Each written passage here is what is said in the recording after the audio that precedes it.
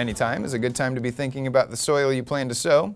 Positioning your operation to be more resilient to extreme weather includes focusing on long-term soil health. During the growing season, the U.S. Department of Agriculture's Natural Resources Conservation Service, in conjunction with Nebraska Extension, held a soil demonstration at the Linneman Farm south of Snyder, Nebraska. While there, we caught up with UNL Assistant Professor Andrea Basche to see what kind of data the on-farm research was turning up. Soil quality is the inherent capacity of the soil to perform its important biological, physical, and chemical functions. On a sunny summer day, Nebraska Extension experts descended on the Linneman Farm just south of Snyder for a soil health demo. Through observing different soil management systems, UNL Assistant Professor Andrea Basche hopes to see how different systems affected soil health and crop productivity. Our goal with the research that we're doing with the Soil Health Initiative is really to demonstrate the soil benefits and the soil improvements of different management systems related to soil health. So farmers got to select what they wanted to look at. So we have some treatments that are looking at cover crop mixes, or cover crops plus livestock, or crop rotations plus cover crops. So at the end of this project, we'll have a nice record of several different soil health management systems and the different benefits that they provide on farms.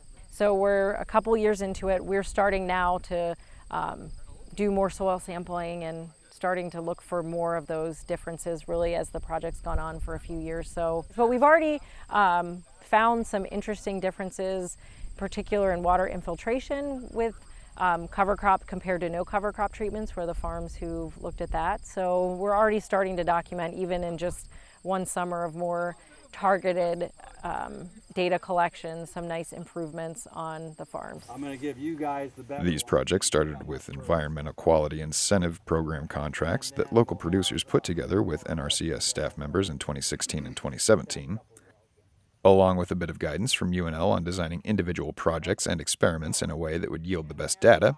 Just a few years into the projects, and researchers are already making some interesting finds.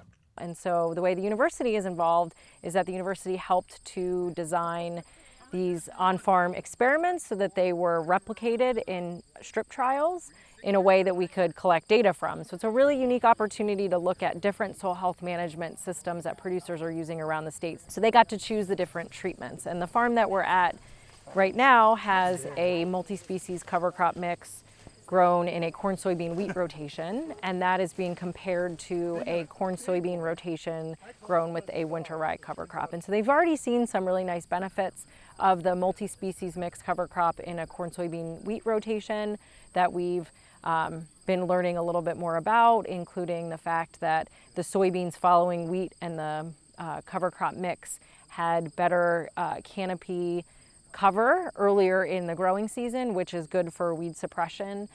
In fact, they've observed on this farm that they've had less water hemp in the multi-species cover crop mix compared to the corn soybean rotation just with a rye cover crop. And what we're going to be doing over the next several years is looking at soil samples that have been taken from this farm at the beginning of the experiment and in subsequent years to see how various soil properties are changing on this farm. And according to Andrea, when it comes to the outcome of each experiment, they each seem to have their own pros and cons. When it comes to what cover crops you should use, what seeding rate you should apply, and how to rotate them largely depends on the goals you've set for your operation. Generally what happens in a cover crop mix is that there will be some that dominate. Winter rye is one that seems to really perform well, and in a mix often will grow faster than the others and overtake the ground. A lot of that has to do with the seeding rate that you select for the different species too. So you want to try to select, the right seeding rate to have the best mix, but it really depends on what your goals are. That if you just want to have, a little bit more diversity than growing,